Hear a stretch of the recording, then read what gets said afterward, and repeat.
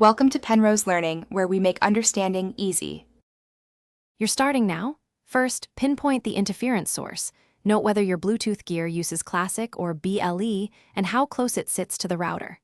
Next, log into your router's admin page. Find the 4 GHz channel and channel width setting because Bluetooth collides there. On your client device, toggle Bluetooth off for a moment and switch Wi-Fi to 5 GHz if your hardware supports it. This gives you a baseline to measure improvement and prevents wasting steps later. Once done with the baseline, change your router's 4 GHz channel to one of the non-overlapping options, 1, 6, or 11, because that reduces collisions. Make the channel width 20 MHz on 4 GHz so Wi-Fi uses narrower bands and tolerates interference better.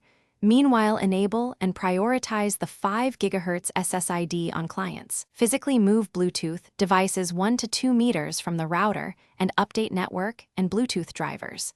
This reduces RF overlap and fixes many real-world slowdowns. Now finalize. Retest your Wi-Fi speed on the affected device and compare it to the earlier baseline so you know the impact. If problems persist, switch Bluetooth profiles or disable high-bandwidth Bluetooth features like audio multiplexing. Consider a wired Ethernet link for critical devices. Make sure to check for other 4 GHz offenders, microwaves, baby monitors, cordless phones, and test with them powered down. If nothing fixes it, reboot router and clients, then reapply.